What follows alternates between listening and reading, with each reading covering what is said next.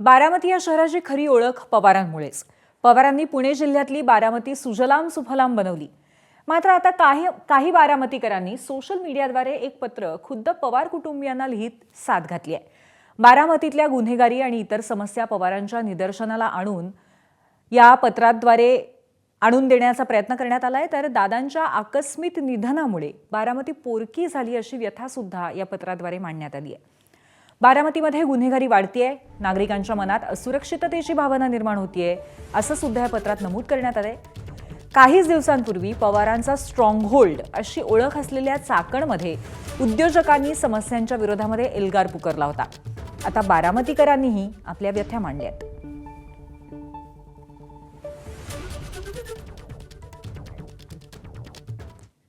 या पत्रामध्ये नेमकं काय लिहिलंय आपण पाहूयात.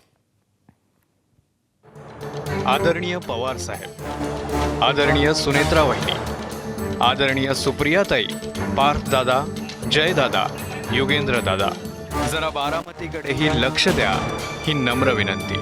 दादांच्या आकस्मिक निधनामुळे बारामती खऱ्या अर्थानं पोरकी झाली आहे. आज बारामतीतील सामान्य नागरिक अनेक प्रश्नांना सामोरे जात आहेत.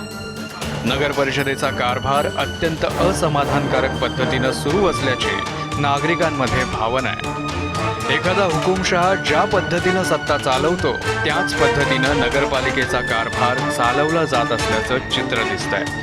बारामतीमध्ये गुन्हेगारी वाढते, नागरिकांच्या मनात असुरक्षिततेची भावना निर्माण होते आणि सर्व काही एका व्यक्तीच्या नियंत्रणात असल्यासारखा एककलमी कार्यक्रम सुरू असल्याची चर्चा आहे. बारामती ही केवळ राजकीय जागा नाही, ती शरद पवार साहेबांनी आणि पवार कुटुंबानं वर्षानुवर्ष घडवलेली विश्वासाची भूमी आहे.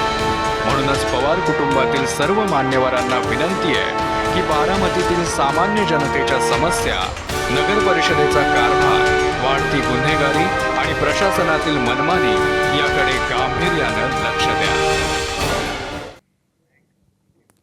बारामतीकरांच्या पत्रावरती रोहित पवार आणि युगेंद्र पवारांनी काय म्हटलंय तेही पाहूयात. सत्तेत असताना सुद्धा तिथं ह्या सगळ्या गोष्टींकडे का दुर्लक्ष सत्ताधारी पक्षाकडनं केलं जातं हे कुठं ना कुठेतरी त्या ठिकाणी बघितलं पाहिजे. आणि बारामतीकरांना पवार साहेबांची जी सवय कामाची आणि आदरणीय अजितदादांची जी सवय आहे त्याच पद्धतीनं काम हे बारामतीत होणं ही आमची अपेक्षा आहे आणि लोकांची अपेक्षा आहे. त्यामुळे सगळ्यांनीच त्या बाबतीत लक्ष हे कुठं ना कुठेतरी त्या ठिकाणी घातलं पाहिजे. पत्र कोण लिहितंय हे काय तिथं खालती ते त्यांचं नाव लिहित नाही. पुढच्या वेळेस तुमच्या माध्यमातून विनंती करतो मी त्यांना, जे हे पत्र लिहितात तुम्ही नाव तरी लिहा, म्हणजे चर्चा करता येईल, बोलता येईल, नक्की काय त्यांची अडचण आहे हे आम्हाला समजून घेता येईल. आम्ही सगळे प्रयत्न करू. आम्ही आता नवीन पिढी आहोत. आम्ही आमच्या पद्धतीने कष्ट घेतोय, वेळ देतोय.